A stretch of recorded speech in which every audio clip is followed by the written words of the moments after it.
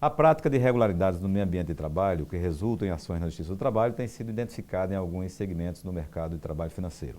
As instituições bancárias têm sofrido importantes condenações pela Justiça em razão da prática de tais procedimentos no dia a dia. Quem está conosco para falar sobre o assunto é o procurador Fábio Romero, aqui do Ministério Público do Trabalho do Rio Grande do Norte. Procurador, é uma satisfação recebê-lo aqui no nosso programa Justiça e Trabalho. Satisfação é nossa, obrigado ao programa Justiça e Trabalho, obrigado a Manassés.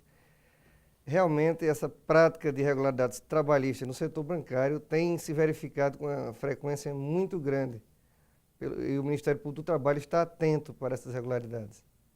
Bom, numa visão mais crítica, digamos assim, doutor Fábio, como é que o MPT observa essa dinâmica do segmento bancário no Rio Grande do Norte? Como é que se tem observado e se acompanhado de perto essa questão do mercado de trabalho no ambiente do setor bancário?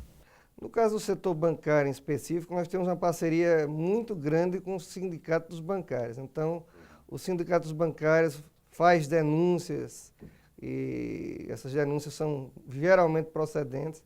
Tem feito denúncias, no meu caso específico, houve denúncias contra o Itaú e contra o Bradesco. E ambas essas denúncias foram procedentes, resultaram em inquéritos civis, ações civis públicas que foram julgadas procedentes. Quando o sindicato, quando ocorre do sindicato denunciar ao Ministério Público do Trabalho essas, digamos assim, essas práticas que são até recorrentes, né? Como é que o MPT tem agido nessas situações? Bom, diante de uma denúncia, a gente verifica inicialmente se essa denúncia tem um mínimo de procedência. Havendo esse mínimo de procedência pela descrição, se realmente são direitos coletivos, se não são individuais, porque o Ministério Público ele tem a competência dele é para ações coletivas. Então, nas questões mais individuais, o Ministério Público não tem legitimidade para atuar. Então, sendo mesmo uma denúncia de âmbito coletivo, a gente instaura o inquérito civil. O inquérito civil nada mais é do que um procedimento administrativo onde se investiga uma determinada empresa, ou mais de uma, se for o caso, para verificar se aquelas denúncias, aqueles fatos imputados contra as empresas são verdadeiros. Então, tem diversos mecanismos. O Ministério Público pode ouvir testemunhas, pode requisitar documentos, para requisitar fiscalizações. Então, os mecanismos são vários nesse processo de investigação. Quando é identificado, quando essa irregularidade de procedimentos, digamos assim, o Ministério Público apresenta, então, à Justiça, né, propõe uma ação civil pública. Bem, a gente faz esse inquérito civil, como foi dito, essa investigação. Ao final, se concluirmos que há mesmo essas irregularidades, se chama inicialmente a empresa para tentar uma composição extrajudicial. Essa composição, ela geralmente é feita por meio do instrumento legal chamado termo de ajuste de conduta. Então, se a empresa quiser fazer um acordo extrajudicial, ela assina esse termo de ajuste de conduta e o processo não é levado à justiça. Mas, de antemão, nós sabemos que os bancos, que são geralmente estão entre as maiores empresas do país, dificilmente assinam esses termos, até porque esses termos, de certa forma, implicam um reconhecimento das irregularidades pelos bancos e eles não querem, até porque nesse setor financeiro é muito importante para a imagem que eles não reconheçam essas irregularidades, embora existam.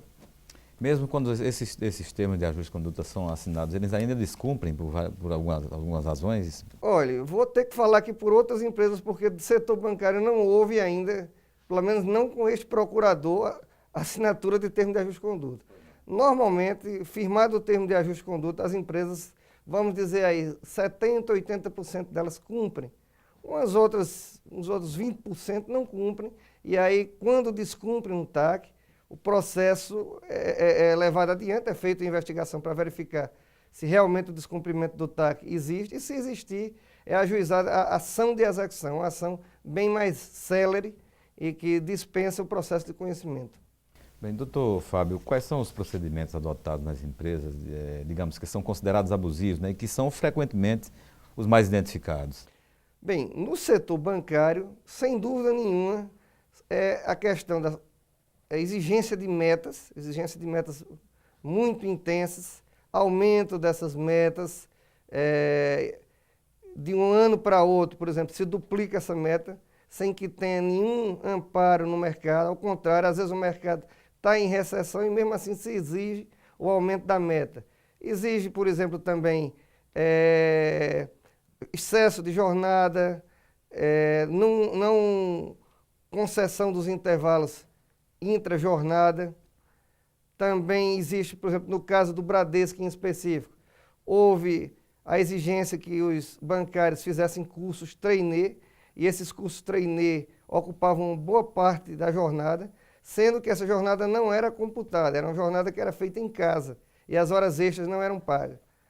E também assédio moral, a exigência da meta sendo feita de uma forma muito abusiva, constrangedora, uma verdadeira competição, comparação entre trabalhadores, situações bastante constrangedoras e, com certeza, lesivas à saúde, principalmente psicológica dos bancários. Isso ocorre, está sendo identificado com muita frequência, doutor Fábio? Como eu lhe disse, tive 2 denúncias do setor bancário, Bradesco e Itaú. Os 2 casos foram identificados. Não sei lhe falar de outros bancos, acredito, até porque é o setor bancário como funciona, né? Funciona com a redução do quadro de trabalhadores. Isso tem ocorrido desde que se instituiu o neoliberalismo no país. Então, houve uma redução do quadro de funcionários e uma tentativa de aumento dos lucros. E os lucros aumentaram, como é conhecido por todos. Quase todas as empresas do setor bancário aumentaram seus lucros, mas, em contrapartida, não houve aumento dos funcionários, houve diminuição. Então, num quadro como esse, em que há aumento das exigências de trabalho e diminuição das pessoas que têm de fazer esse trabalho, é claro que há sobrecarga dos que remanescem. E aí as metas a serem atingidas também restam prejudicadas, né? Muitas vezes não são conseguidas atingir, né? Mas, com muito esforço, os bancários conseguem mais das vezes atingi-las.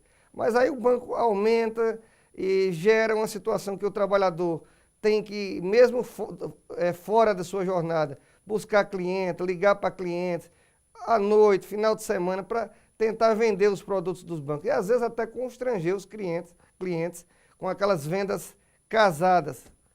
O cliente procura o banco para comprar um determinado produto e acaba tendo que levar outro, porque o funcionário meio que constrange o cliente a isso. Muito bem, nós vamos só precisar fazer um breve intervalo e dentro de instantes nós retornamos com o Justiça e Trabalho.